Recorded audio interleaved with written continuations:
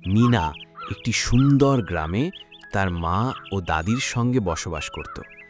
একদিন এক ধূর্ত নেকড়ে তার দাদিকে নিয়ে গেল। আজ আমরা সেই ঘটনার কাহিনী শুনব। চলুন ঘটনাটি শুনে আসি।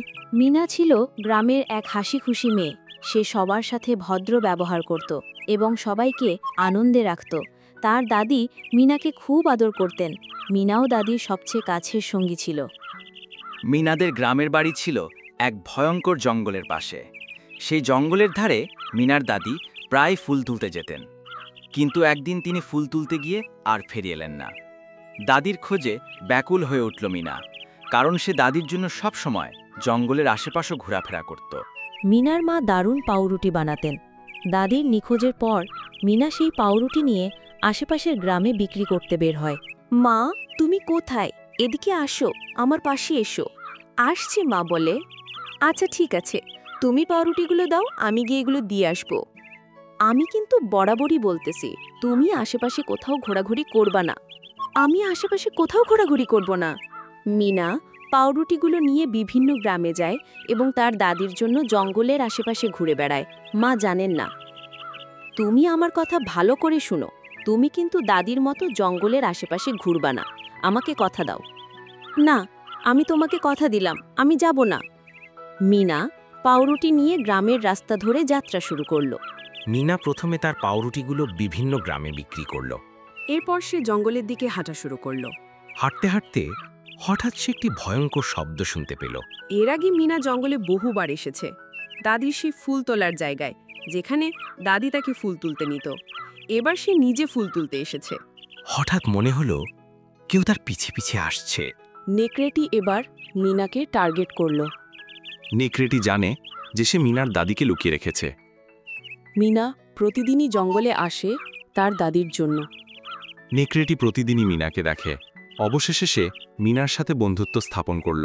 হঠাৎ নেকড়িটি মিনার সামনে এসে দাঁড়ালো এবং মিষ্টি মিষ্টি কথা বলা শুরু করলো।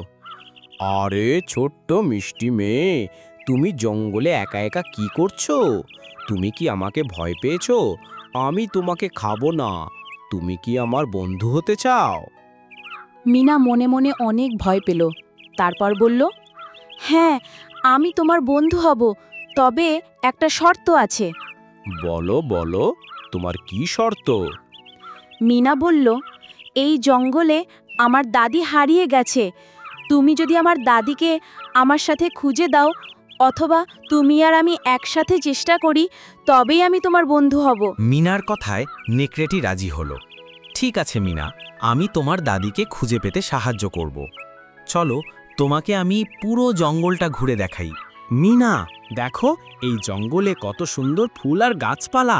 তোমাকে আমি সবকিছু ঘুরে ঘুরে দেখাবো। মিনা চারপাশে তাকিয়ে বলল, হ্যাঁ, জঙ্গলটা সত্যি খুব সুন্দর, কিন্তু আমার দাদিকে আমরা কবে খুঁজে পাবো?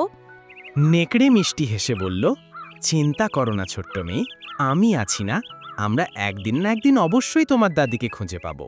মিনা একটু স্বস্তি পেল, কিন্তু ভেতরে ভেতরে নেকড়ে ভাবতে লাগল, সঠিক সময় এলে আমি এই মেয়েটিকে আক্রমণ করব। মিনা, দেখো এই জঙ্গলে কত সুন্দর গাছপালা আর রঙিন ফুল। তুমি চাইলে প্রতিদিনই আমি তোমাকে নতুন নতুন জায়গা দেখাতে পারি। সত্যি তো, আগে আমি কখনো এতটা ভেতরে আসিনি। তোমার সাথে আসতে আমার খুব ভালো লাগছে। তাহলে এখন থেকে তুমি আর একা হবে না। আমি তোমার সাথেই থাকব। তোমাকে কখনো একা ছেড়ে যাব না। তুমি সত্যি অনেক ভালো নেকড়ে। তোমার প্রতি আমার মনে এক ধরনের আলাদা মায়া জন্ম নিচ্ছে। মনে হচ্ছে তুমি আমার সত্যিকারের বন্ধু।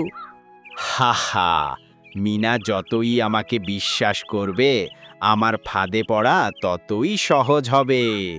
মিনা মনে মনে নেকড়েকে খুব বিশ্বাস করতে শুরু করল। হ্যাঁ মিনা, তুমি আমাকে যতই বিশ্বাস করবে, সুযোগ পেলেই আমি তোমাকে খেয়ে ফেলব। দিনভর মিনা আর নেকড়ে একসাথে অনেক আনন্দ, গল্প আর হাসি ঠাট্টায় সময় কাটালো। সন্ধ্যা হলে মিনা বাড়ির পথে রওনা দিল।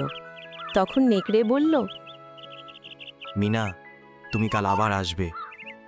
আমরা একসাথে তোমার দাদিকে খুঁজতে বের হব। এই ছিল আজকের গল্প। যদি আমার গল্পটি ভালো লেগে থাকে, তাহলে দ্বিতীয় পর্ব দেখার জন্য আমার সাথেই থাকুন।